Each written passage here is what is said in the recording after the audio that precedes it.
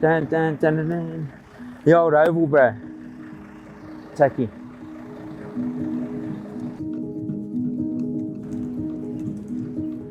Another if I can, you can moment. I look into these stands, and as a young kid growing up just across the road, we'd sneak over the fence. There used to be fences here, come in and play football here. This was the home of the South Sydney Rabbitohs, and for us as kids, it was an opportunity to get out of this place.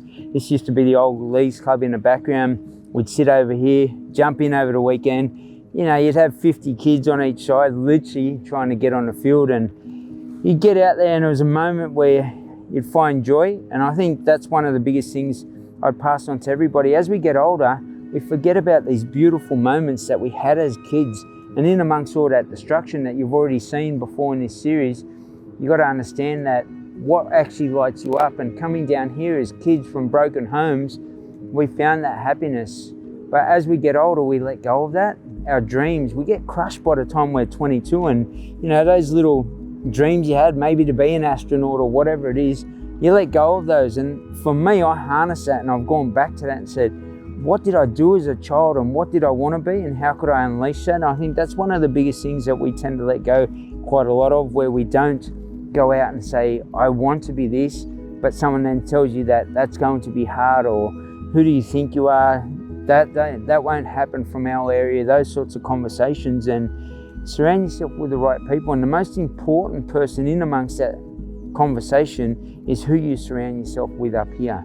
Because in the end, what you tend to take on in what I call your invisible backpack from other people will dictate how far, how high you fly in life. Your attitude determines your altitude. And that little kid that played out on this oval once, I took those dreams and I unleashed them by going back and letting myself be that kid again. Take that journey for yourself. It's a beautiful one.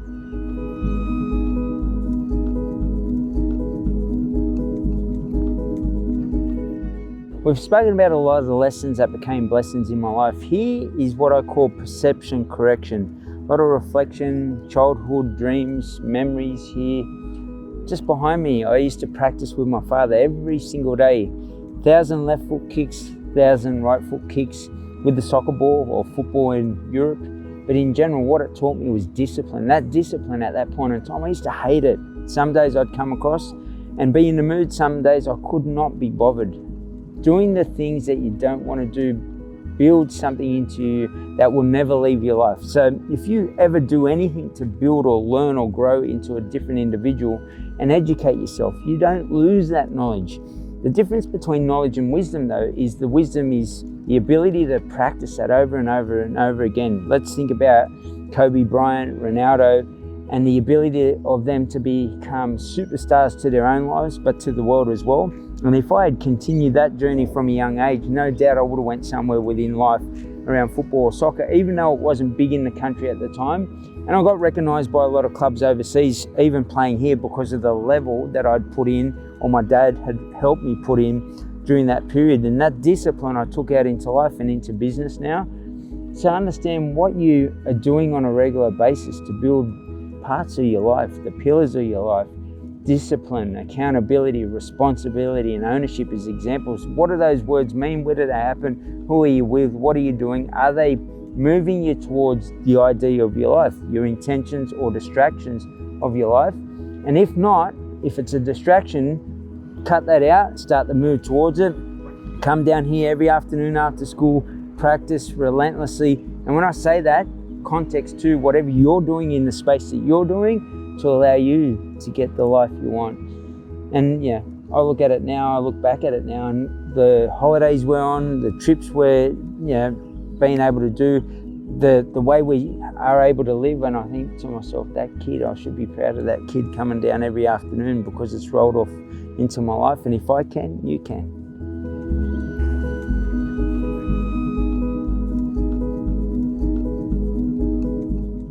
Funny, I grew up in this area, but I look at that fountain and I've got a memory of sitting with my sister, and not long after, unfortunately, losing her. Death by suicide, or died by suicide is the correct terms these days. And a bit of a memory there, but also a great memory of my childhood. As much as there was abuse in it, there's a lot of good times that built me into who I am today. So when you go back and reflect on yourself, if you see that as trauma or heartache or pain, do yourself a favor. Understand what was the lesson that became a blessing out of that, and that trauma allows you, or that trauma thought process allows you to see it from a different perspective or lens. And what I mean by that, we usually go back to our limbic brain, and what that does is put you through what I call fear, feelings, emotions, action, reaction. And they're usually destructive, dysfunctional, and then sit you in one of these flats and you isolate and you're scared of the world. If you can understand flipping that fear analogy into feelings, emotion, action, reaction around positive, constructive, proactive, then you can turn even the darkest moments. My sister's dying by suicide, my sister dying by suicide, into a positive of life is special. You've got an opportunity that somebody else didn't get. Maybe someone didn't get the length of the life you've got. Make the most of it. And that's what I take out of every lesson is a blessing.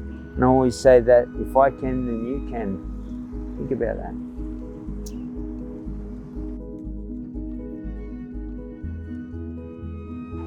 I look around here, this little pathway was a story I want to share with yourself of how you take trauma and turn it into power.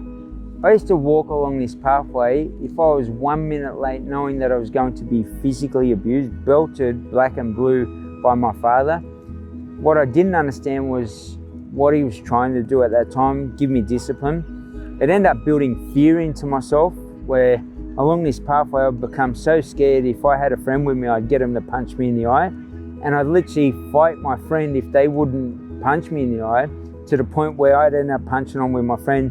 I'd rather punch on with a young kid than have my father physically abuse myself. But this pathway saw a lot of fear in this journey, and I took that fear, and I can live with that, and it could have held me back in life. But what I chose to do was see it through another lens, learn about my father and why he was built like that, and then understanding, obviously I've told you before, abused by 3 different men within his life, school teacher, priest, and his father. No doubt he was going to pass that same thing on. And I got to a point where even during that journey, I had to challenge myself and how I was built, thinking that was normal behavior. So the lesson for yourself is what is deemed a normal behavior but is really destructive in your life. You don't have to have been through what I've been through, but what you might be doing is destructive to your life. And until you sit with that and say, what did I learn from it? How do I grow from it? How do I prosper from it? That same little journey I always speak about, you're always going to act from the same space. And if that never got to, or got you to the position you want to be within your life, guess what? You're going to walk along that same path and have that fear within your life for the rest of your life. And that ain't going to be the best of your life. And if I can, you can.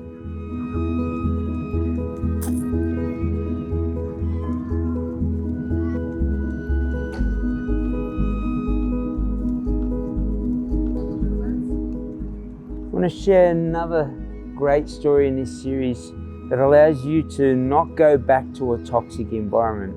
There's many times I slept in this grandstand. It was different, obviously, the stand at that time. They rebuilt this, but I'd come here and sleep in the stands, find a nice comfy spot up in the corner, and I knew that it was enclosed, so not many people were going to come in there during the night. And it was a safe space for me to sleep as a 12-year-old kid when I was on the streets.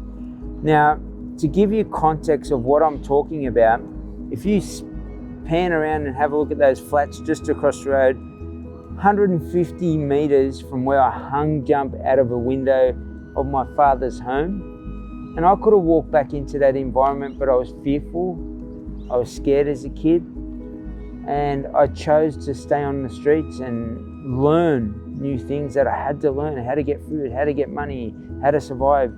And then I got into a position where I started to thrive, and that's where, people always ask me, when did you become an entrepreneur? And for me, it was at 12 years of age. When you hang jump out of a window, you've got no plan, and you've got to just be proactive every single day.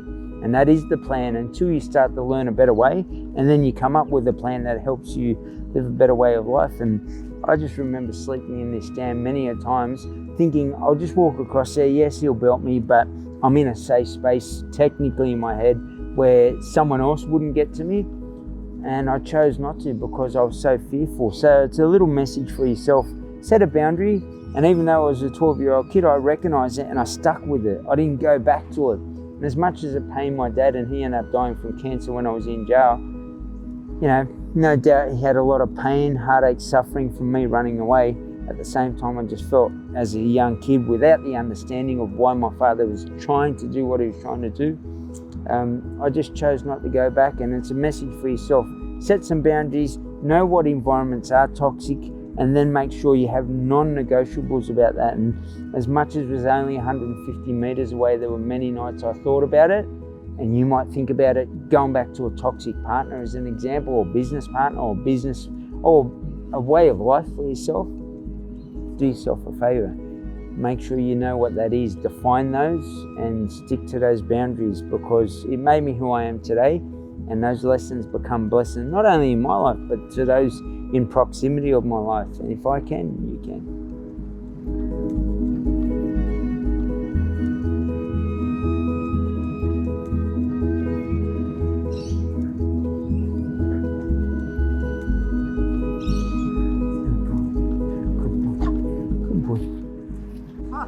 What's happening, brah? Don't jump on me, doggy. I think we might have grew up together. Yes, I grew up with him. Absolutely. How crazy. We went to school together. Yeah. Still in the area? Yeah. What a spin out. Oh, no way. That's right. And Yeah, it's because unreal. I wasn't Jeff Morgan then, I was Jeff Bogan. Yeah, but I've heard on the grapevine that you became Jeff Morgan. Yeah. Mum was Morgan. And a lot of people don't know was that. Bogan, That's a little bit of a story for you. My father's name was Bogenhuber, so Jeffrey Bogenhuber, and everyone used to call me a whole bunch of different names. In German, my name is Godfrey, so people say, who do you think you are, God? Well, technically I am. Exactly. How you been, brother? Oh, God. You been all right? Life Yeah. you going all right? Yeah, really good. Cruising along. This is, for us, what we believe in up here in the sky, and our God for us, well, if you want to call it that, but who we, our Dreamtime stories are built upon. And these Dreamtime stories is how the earth shaped, where we stand and our values come from. And by Army, for this area and for Aboriginal people, is what you'd term as a God outside our community. It's understanding culture and what we're about. And these Dreamtime stories, they're not just something that we say, oh, we're going to make up a story. Sometimes people get caught up to watching someone play clapsticks, not understanding that the healing behind that, the meditation behind that, the connection to our culture, ourselves, our people, country, all stems from this by Army. Can't get a prouder spot to do it in Redfern as well. Redfern is the hub of where Aboriginal people, especially through the trauma, came together, and obviously the block, Everleigh Street, was formed. So this here, holds great pride for our people. Priceless.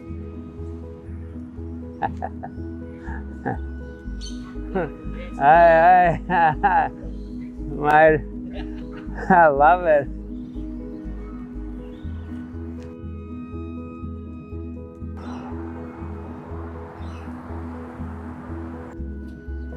Can't even see it. It's out the back there around that corner, Taki. Literally, as a young kid, to give you context, we lived in a room out the back of this house, and at night I'd have such nightmares because my father was a baker and he'd leave me at home by myself, and I'd literally, when the light was off, look through the light so much that I'd create this monster that was in the room with myself. I'd come running out here, and a lot of trauma from that, a lot of stress. And I can look back on that and say, even to this day, at some point in time, I had to leave the light on to sleep. And to challenge that meant that I didn't want to live that way anymore. I'd accepted it as normal, but then I started to say, wait a second, what would happen if I had the light out? And I understood the benefits of sleep and the power of sleep and recharging yourself.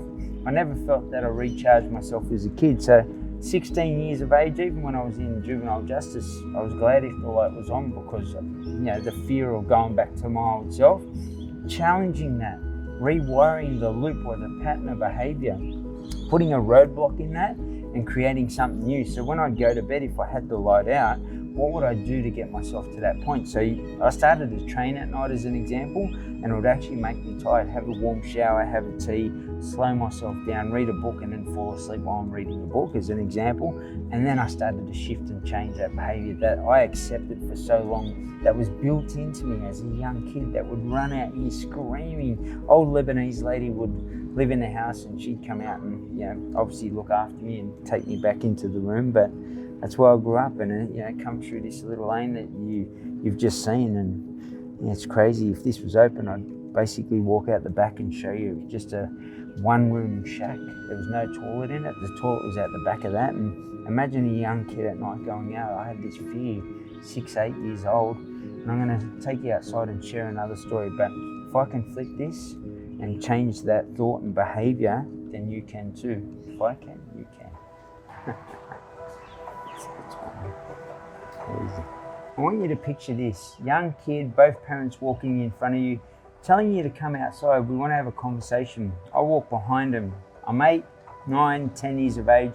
I don't even know what age I was at this point in time. I walk out here. We get out on the Redfern Street, Redfern. And literally right here, man, just outside the house where I was growing up with my father, and then obviously being taken between my mother and father, they give me an ultimatum. Who do you want to live with, your mother or father?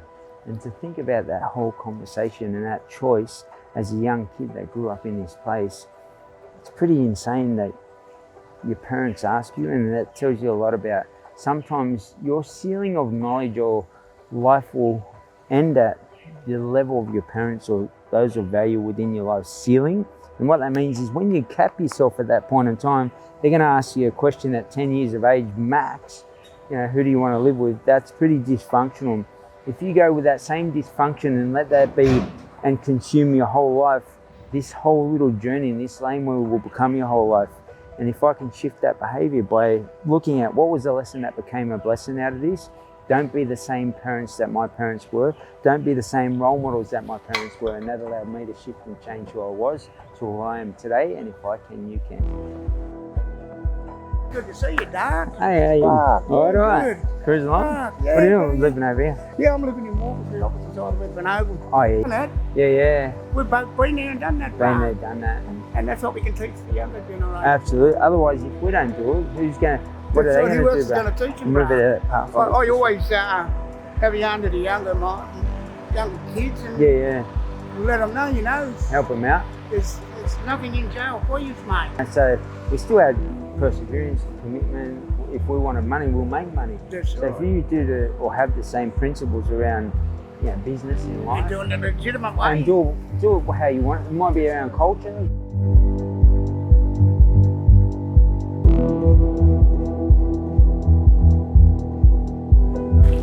Walking through, as you've seen, a bit of adventure, and a lot of people obviously well and truly in amongst it, in their own thoughts. But one of the things with this area was the fun behind that. And one thing I learned from growing up in the area is not to lose that fun as you get older, but also in life. You want to be living, not existing. And a lot of people in general tell you they're living, but they're actually just existing. For me, I learned to take the madness of this area and make sure that it still was a part of my life. And that balance of life where it's not just about work, but it's about balance. And balance meaning some fun, some good times, some madness, and a life full of colour.